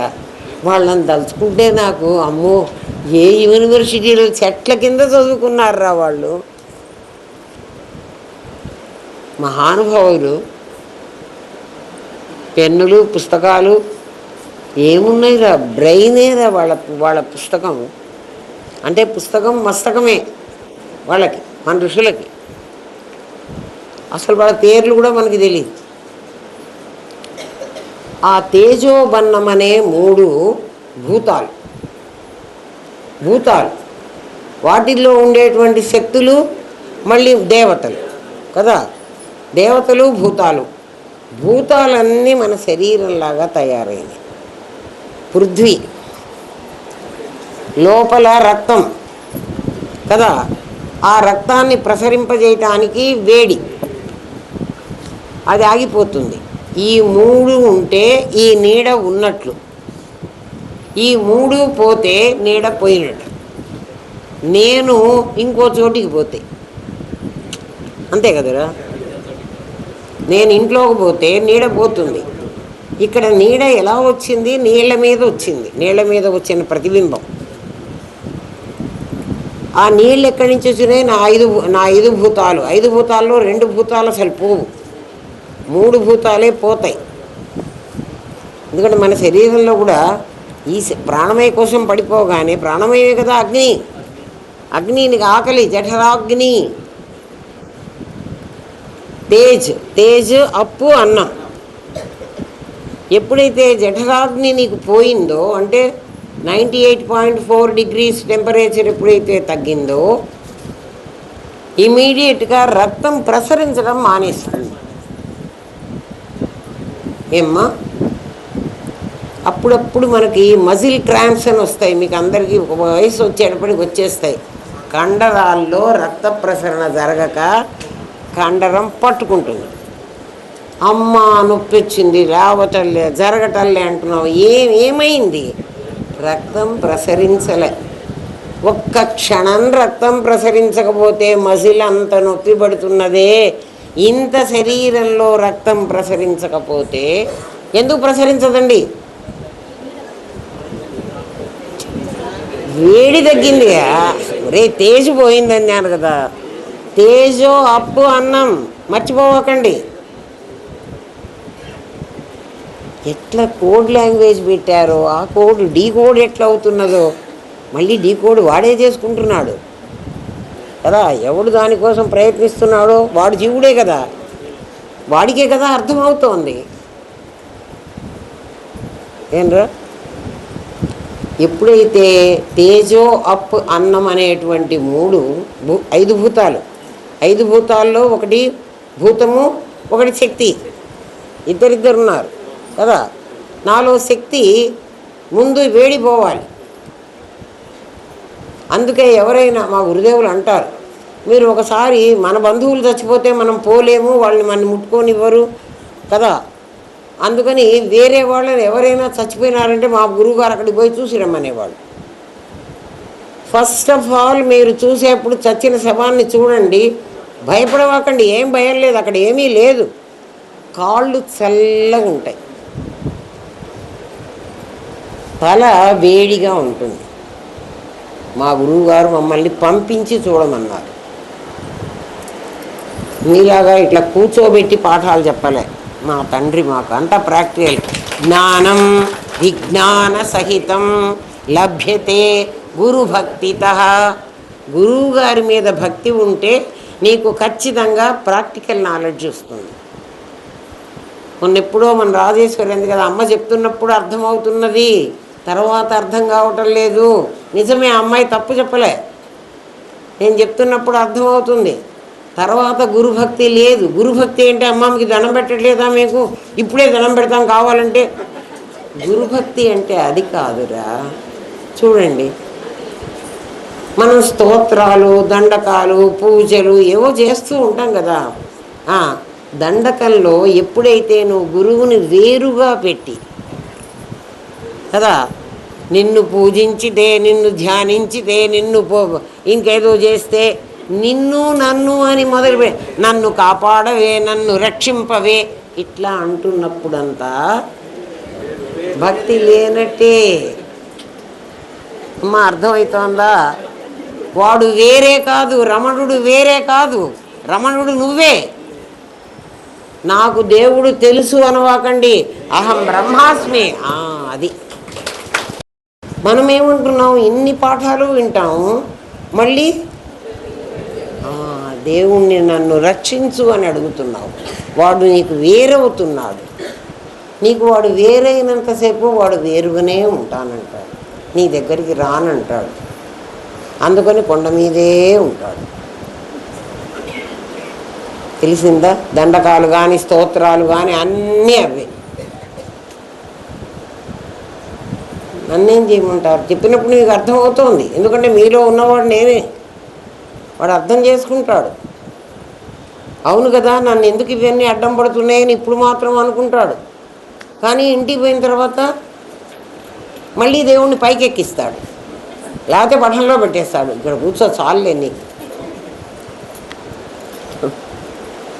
సుధాంశుజీ మహారాజ్ అని ఆయన ఒకప్పుడు ఆయన స్పీచెస్ బాగా వినేదాన్ని నేను. ఆయన అంటారు, दुनिया के लोगों के लिए इतना बड़ा హాల్ సోఫా అన్నీ దునియా కే లోగోं के लिए, ప్రపంచంలో ఉండే మనుషులందరూ నాతో మాట్లాడడానికి వస్తారు కదా, వాళ్ళందరికీ కూర్చోవడానికి పెద్ద పెద్ద సోఫాలు కదా, పెద్ద పెద్ద కుర్చీలు నా స్టేటస్కి తగ్గట్టు ఉంటాయి. ప్రతి ఇంట్లో చూడండి సోఫాలు ఎట్లుంటాయో. దునియా కే మాలిక్ కే లియే ఇతనా చోటా సా, దునియా కే మాలిక్ కే లియే దేవుడి మందిరం ఎంత ఉంటుందిరా?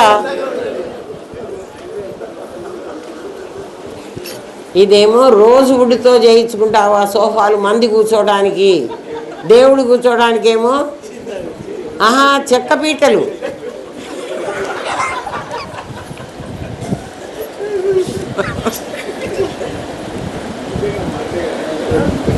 నిజమా కాదా? ఎందుకని అహం బ్రహ్మాస్మి అని అనకుండా వాడిని అక్కడ బంధించావు. అందుకని వాడు అట్లాగే అక్కడే ఉంటున్నాడు. నువ్వే కదా బంధించావు, నువ్వే కదా వాడిని పిలుచుకురావాలి. ఏమ్మా అర్థమవుతోందా? పిలుచుకురండి. మీ లోపల ఎన్నిసార్లు చూపిస్తున్నాను, మీ లోపల వాడు ఉన్నాడని మీకు ఎన్నిసార్లు మీకు తెలుసు. మాకు ఇంకా సమాధి రాలేదండి అంటారు. ఇంకా సమాధి ఎక్కడి నుంచి తేవాలో అది ఏమిటో నాకు అర్థం కాలే. మీకు తేవాల్సిన సమాధి ఎక్కడి నుంచి? వినండి ఏమ్మా, ఏమైంది? తేజు అప్పు అన్న ఈ మూడు హార్డ్ పార్ట్స్ అయిపోయి, హార్డ్ పార్టే కదా బిందెలో అడుక్కు తేలి అది అట్లా. ఈ పృథ్వీ అందుకే ఇది శరీరం కనపడుతోంది మనకు, మట్టి. దీని లోపల ఒక రక్తం, ఆ రక్తం ప్రవహించేందుకు ఒక వేడి, మరి ఇంకా ఆకాశము అవన్నీ ఉన్నాయి. పురుష సూక్తం ఏం చెప్తోందంటే, పురుష సూక్తం దగ్గరికి రండి. పాదోస్య విశ్వాభూతాని ఈ ప్రపంచంలో భూతాలే ఉన్నాయి. తేజు అప్పు అన్నం భూతాలు. ఏమ్మా ఇంకా రెండు ఉన్నాయి కదా, ఏమిటా రెండు? ఆకాశము వాయువు. అవి రెండు వెళ్ళిపోయినాయి. త్రిపాదస్య అమృతం దివి అంటే ప్రాణం పోయింది కానీ ఇక్కడ లేదు, అంటే వాయువు పోయిందంటే మా నాన్న ఇంట్లో లేడు కదా, వీళ్ళ నాన్న రెండు పార్ట్లు అయినాడు, రెండు భాగాలు అయినాడు. ఒక భాగం పోదు, ఒక భాగం పోతుంది. పోయే భాగం తేజు అప్పు అన్నం కదా, పోని భాగం ఆకాశం. దాంట్లో ఉన్న నేను కూడా, ఆకాశంలో కూడా ఒక నేను ఉంది కదా. ఇప్పుడు పాదోస్య విశ్వాభూతాని త్రిపాదస్య అమృతం దివి. అర్థమైందా అమ్మ? ఫౌండేషన్ ఎంత స్ట్రాంగ్గా వేసుకుంటున్నామో చూడండి. ఇది మర్చిపోతే మాత్రం ఎవ్వడు చెప్పడరా మీకు, ఎవ్వడు చెప్పలేడు. వీళ్ళందరూ పురుష సూక్తం మేము అంతా చదువుతున్నామని మంత్రభూషణతో సహా ఏం నేర్చుకున్నారు? మీకు బొంత మీకేం రాదు.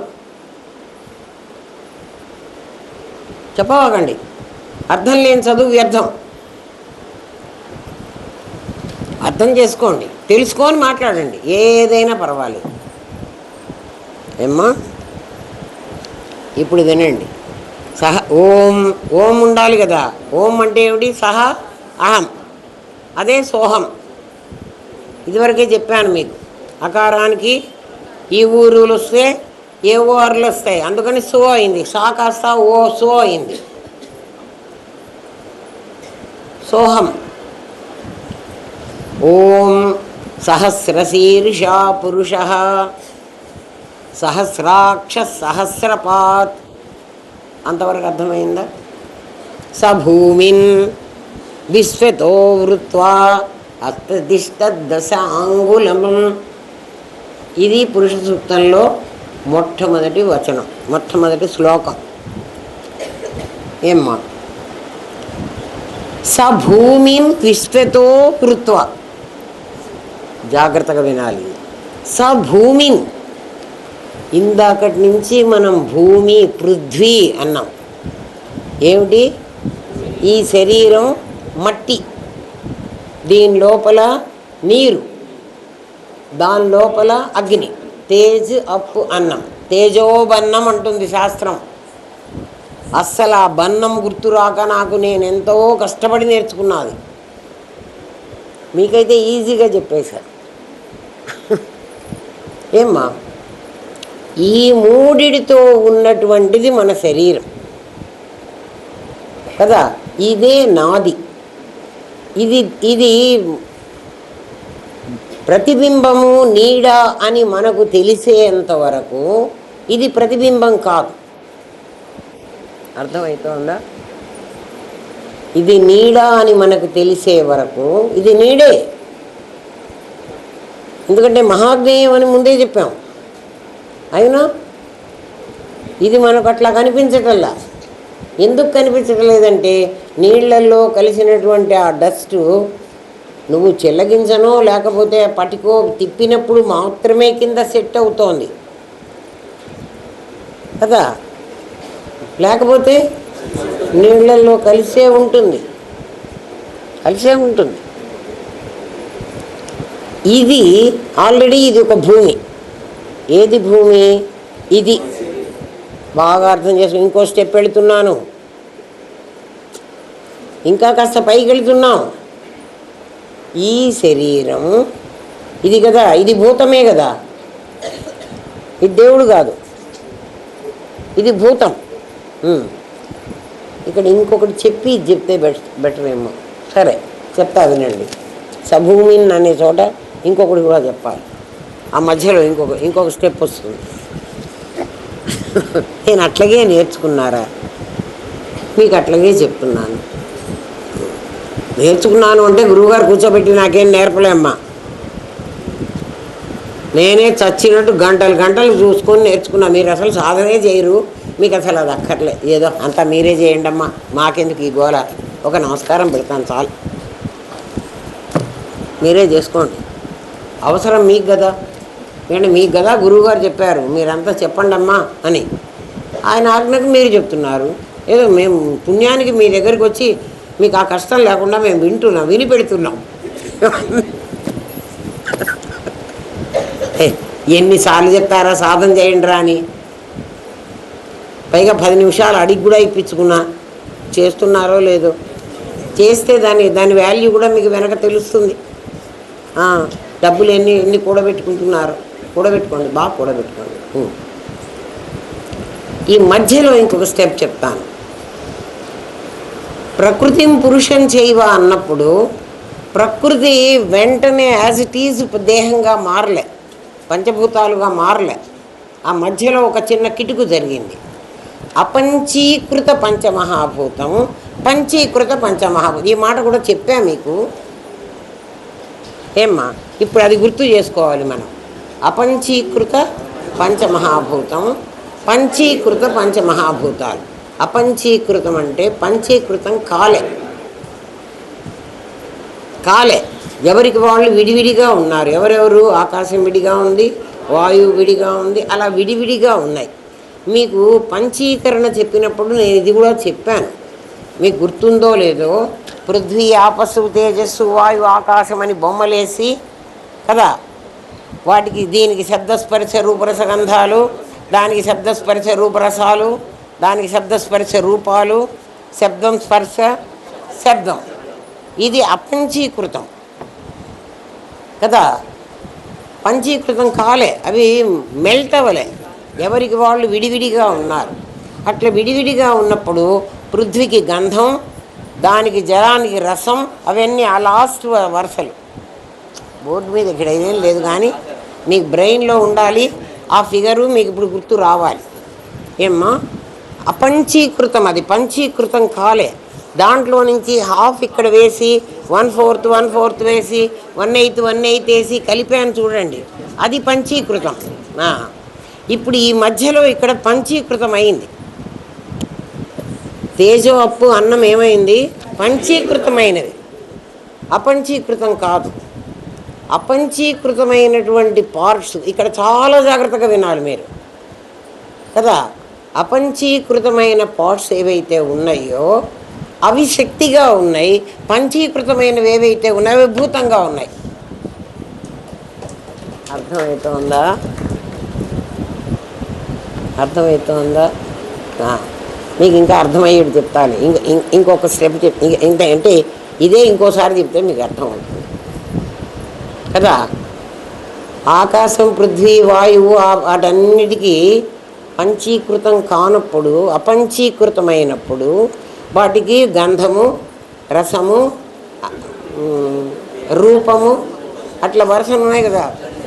స్పర్శ, శబ్దం, అది కదా దాని మెయిన్ కదా. అవి అలాగే ఉన్నాయి. అవి వాటిని ఇక్కడ దేవతలు అన్నాం కదా.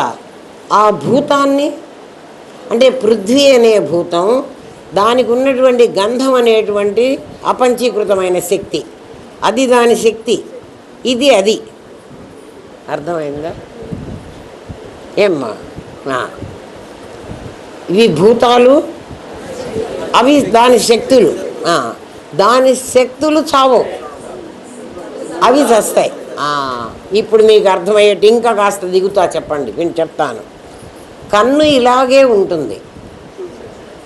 కన్ను నాకు సూర్యుడి నుంచి వచ్చింది, అది తేజస్సు. కంటిలో వెలుగు ఒకటి ఉందే, కంటి వెలుగు పోయింది. డాక్టర్ మనం చచ్చిపోయినామని డిక్లేర్ చేయటానికి వాడు ఒక లైట్ వేసి చూస్తాడు, కన్నుంది. అంటే అపంచీకృతమైన భూతాల్లో పంచీకృతమైనది ఉంది, అపంచీకృతం వెళ్ళిపోయింది. అర్థమైందా? ఇప్పుడు అర్థమవుతుంది. చాలా కష్టం రౌరే. ఒక్కొక్కటి నేను ఇంత అర్థం చేసుకోవడానికి ఎన్ని గంటలు వెచ్చించాను. మీరు ఇట్లా గంటలు పెడితే మీకు వస్తుందిరా, రాదేది. అసలు మన ఋషులు ఎంత జాగ్రత్తగా మనకి చెప్పారంటే, మనం టైం అంతా మూడిటి కోసం ఖర్చు పెడుతున్నాము. ఆ మూడు ఎందుకు పనికిరావు. మనం మూడిటి కోసం ఖర్చు పెడుతున్నాం మన టైంని. ఆ మూడు ఎందుకు అంటే మాకు డబ్బులు ఇస్తున్నాయి కదండి, మేము రోజు అన్నం తింటున్నాం, మంచి మంచి బట్టలు కట్టుకుంటున్నాం, మీరు ఎందుకు పనికిరాదంటారు?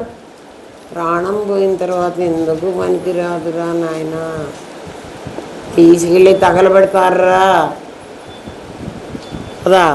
ఇంత ప్రేమగా పెంచి క్రీములు పూసిన శరీరం నిప్పులో కాలిపోతుంది. దీని మీద మమకారం పెట్టుకొని చావకండి. ఇప్పుడు అర్థమైందా? సభూమిని చెప్పాలంటే ఇంత చెప్పాలి. అందుకేరా డిగ్రీ చదివి పీజీ చేసి చెప్పేవాడు చదువు చెప్పలేడురా, చచ్చినట్టు పిహెచ్డి చేయాలి. డాక్టరేట్ చేస్తే దాని మీద గ్రిప్ వస్తుంది నీకు, లేకపోతే రాదు. చదువుకోవాలిరా, చదువు కొనుక్కోవాకండ్రా, డిగ్రీలు కొనుక్కోవాకండ్రా.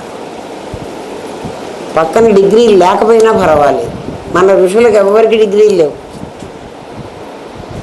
చదువు కావాలి అని చదువుకుంటారా, చదువు వస్తుంది, ప్రతి ఒక్కడికి చదువు వస్తుంది. వీడు వద్దు, వీడికి నేను వెళ్ళను అని సరస్వతీదేవి అనదురా.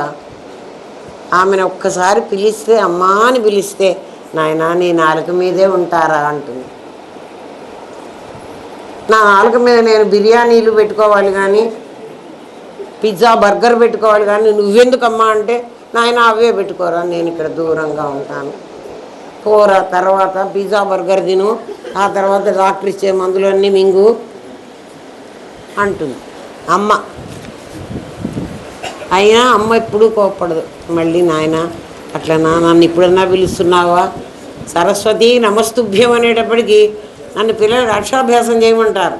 వెంటనే అమ్మ వచ్చి కూర్చుంటుంది, అమ్మ నన్ను రమ్మంటున్నావా, వాడి నాలుక మీద పెడతావా, నన్ను పెడతా అమ్మ. వాడు తర్వాత 3 పెట్టుకొని నన్ను కాస్త ఉమ్మేస్తున్నాడమ్మా, నన్ను ఏం చేయమంటావు? ఏమిరా, నిజమా అబద్ధమా? వినండి, ఏమైపోయిందంటే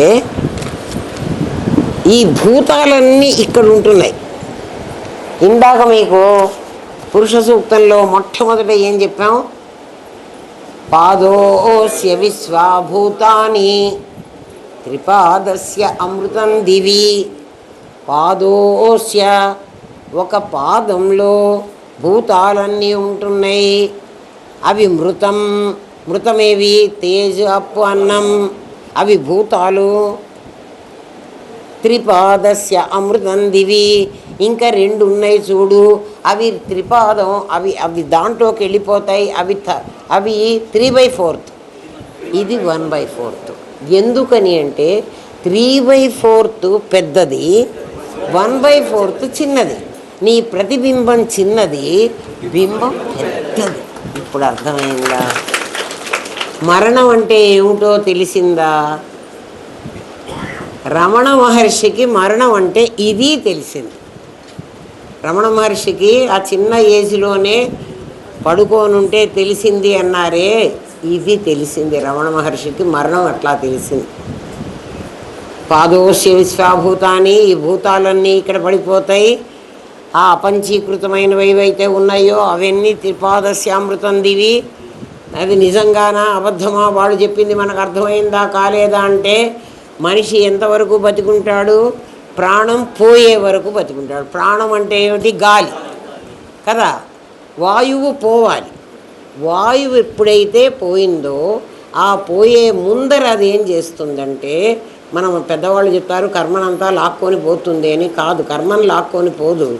మన బాడీలో పార్ట్స్ ఉన్నాయి కదా, మన శరీరంలో గుండె వేరే, మూత్రపిండాలు వేరే, రకరకాలు. వాటి మధ్యలో ఖాళీలు ఉంటాయి. ఆ ఖాళీ పేరు ఆకాశం. ఈ ఆకాశాన్నంతా వ్యాక్యూమ్ లాగా ఇట్లా లాక్కొని అది వెళ్ళిపోతుంది. అందుకని వీడేమైపోతుందంటే, వ్యాక్యూమ్ లేదు, ఖాళీ ఉండదు. ఎప్పుడైతే ఖాళీ ఉండదో అవి ఒక్కొక్క అవయవాలు రేపటికి ఏమైపోతాయంటే ఇంత లావు. శవం ఎందుకు లావెక్కుతుంది? అందుకు. అర్థమైందా? అన్నీ ఉన్నాయి కదా, అంతకుముందు ఉన్నవన్నీ ఉన్నాయి. మరి ఏం పోయింది? ప్రాణం పోయింది. ప్రాణం అంటే ఏమిటి? వాయువే. ఎప్పుడైతే వాయువు పోయిందో, వాయువు పోతూ పోతూ ఊరికే పోలే, ఇద్దరు పోవాలి. అది దాన్ని అది ఎట్లా పోతుందో మీకు చెప్తా వినండి. ప్రాణం ఎట్లా పోతుందో, అమ్మా మీకు ప్రాణం పోయిందా? మీకు కూడా రోజు పోతూనే ఉంది, మీరు కనుక్కోవటంలే. మరి ప్రాణం పోబట్టి కదా మీరు గాఢ సుషుప్తిలో పడిపోతుంది మీ శరీరం. చచ్చిన వాడికి బతికిన వాడికి ఏమిట్రా తేడా?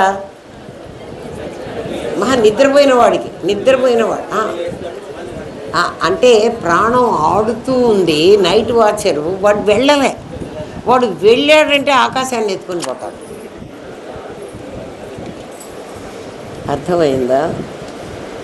వాళ్ళిద్దరు వెళ్తారు, వీళ్ళు ఇక్కడ ముగ్గురు. భూతాలన్నీ పడిపోతాయి. అపంచీకృతమైన పంచమహాభూతాల్లో అపంచీకృతమైనవి వెళ్ళిపోతాయి, పంచీకృతమైనవి ఉంటాయి. అంటే అపంచీకృతమైన ఆకాశము వాయువు రెండే పోతాయా?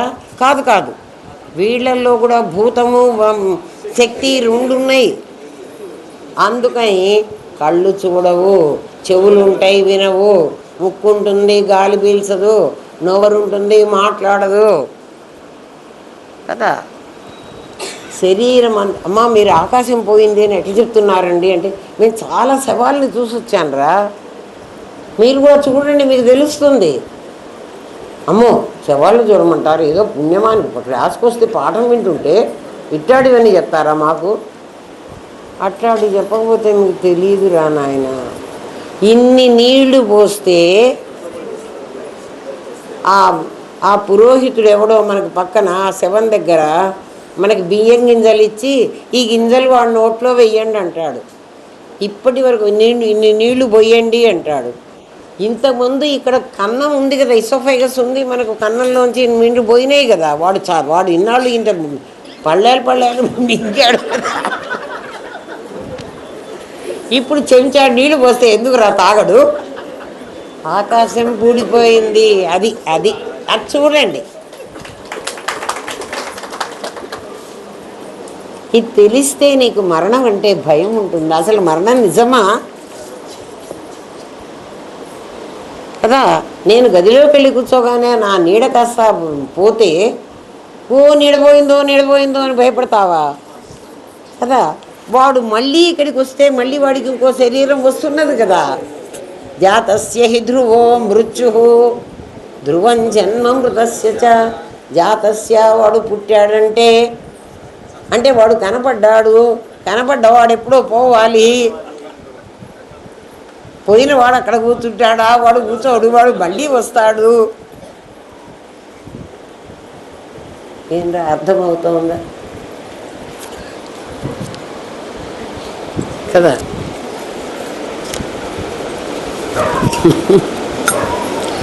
తర్వాత పంచకోశాలు అన్నారు. ఇప్పుడు వాళ్ళంతా పారిభాషిక పదాలే చెప్తున్నాను, నేను పాఠం చెప్పలే. మామూలుగా అయితే లిటరేచర్ క్లాసులో టెక్స్ట్ బుక్ పెట్టుకుని టెక్స్ట్ బుక్లో ఏముందో చెప్పాలి. సైన్స్ క్లాసులో పుస్తకం నీ చేతిలో ఉండకూడదు, మొత్తం పాఠం చెప్పాలి టీచరు. అది పుస్తకంలో స్టూడెంట్ చూసుకోవాలి. లిటరేచర్కి సైన్స్కి అది తేడా. కానీ మేము లిటరేచర్ని సైన్స్ చేస్తున్నాం, అంతే కదా? పుస్తకం అక్కర్లే అసలు. ప్రాక్టికల్ కూడా, నాట్ ఓన్లీ థియరీ ప్రాక్టికల్ కలిపి చెప్పేస్తాం. జ్ఞానం విజ్ఞాన సహితం చెప్పాడు ఆయన జగద్గురు కృష్ణ పరమాత్మ. సరే, పారిభాషిక పదాలు ఇవన్నీ అంటారు కదా, వీటిని మనం మార్చడానికి వీల్లేదు. అక్కడ ఏముంటే అదే చెప్పాలి. మరి అదే చెప్తున్నారా మీరు అంటే దాన్ని మీకు అర్థమయ్యే మీ భాషలోకి డీకోడ్ చేసి చెప్తున్నా. అది కూడా చెప్తున్నా, ఇది కూడా చెప్తున్నా కదా. అది ఎందుకు చెప్తున్నారండి అంటే అది చెప్పకపోతే మీరు నమ్మరు కదా. ఆకాశము వాయువుతో పాటు ఈ ఇందాక నేను శక్తి అన్నానే, భూతము శక్తి ఇద్దరిని చెప్పాము. భూతం ఎప్పుడు నాది, శక్తి ఎప్పుడు నేను కదా. అది నీకు అర్థం కావడానికి మన పెద్దలు ఏం చెప్పారంటే పంచకోశము అన్నారు. కోశము అంటే మ్యాటర్. కోశం అన్న పదానికి అర్థం మ్యాటర్. కోశం లోపల ఏముంటుందంటే ఎనర్జీ అంటే నేను నాది. కోశం అంటే నాది. అందుకని అన్నమయ కోశం, ప్రాణమయ కోశం, మనోమయ కోశం, విజ్ఞానమయ కోశం, ఆనందమయ కోశం. కోశం అనే పేరుతో 5 పెట్టెలు తొడుగులు తొడుక్కున్నావురా నాయన. ఆ 5 ఒక శక్తి అనేది లోపలుంది. అది అపంచీకృత, మళ్ళీ పరమాత్మ శక్తి కాదు. అది పరమాత్మ శక్తి కాదు, అది ఎవరి శక్తి? ప్రకృతి శక్తి. ప్రకృతికి నేను నా పరమాత్మ ఉన్నారు కదా, ప్రకృతికి శక్తులు ఉన్నాయి.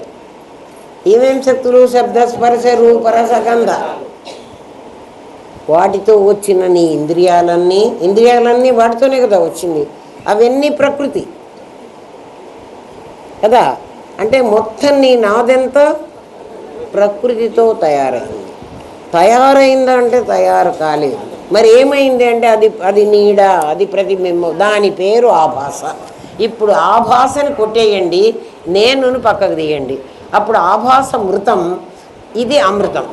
అర్థమైందా? ఇవాళ పాఠం రేపు చెప్తా. ఇదంతా మీకు అర్థమైతే రేపు పాఠం అర్థమవుతుంది. ఏమిరా, ఏమన్నా డౌట్స్ ఉన్నాయా? డౌట్స్ ఉంటే అడగండి, చెప్పేస్తా. ఏం భయం లేదు. అందరికీ అన్నీ వచ్చేసినాయా? అమ్మో, అయితే 100 మార్క్స్. ఇంటికి వెళ్ళి మీరే మననం చేసుకోండి. ఏమ్మా ఇంకా చెప్తాను కానీ టైం అంటే 38 minutes అయిపోయింది. 7:38 అయింది. చెప్పగలను కానీ డోస్ ఎక్కువైతుంది. ఎంత డోస్ ఇవ్వాలో అంతే ఇంజెక్షన్ ఇవ్వాలి. అనెస్థీషియా ఇంకా కాస్త ఎక్కువ ఇచ్చామంటే మత్తులో ఇక్కడే పడిపోతారు. అసలే మరణం లేదని చెప్తున్నాం, మీ వాళ్ళు మరణించారని మరి నా మీదికి యుద్ధానికి వస్తే నేనేం చేయలేదు. మరణమే లేదురా, సావు లేదురా, శాస్త్రమే చెప్పింది కదా. ఎంత ఎంత భాగం చస్తుందన్నది. దీన్ని తెలియని వాళ్ళు ఎట్లన్నారో చెప్పమంటారా?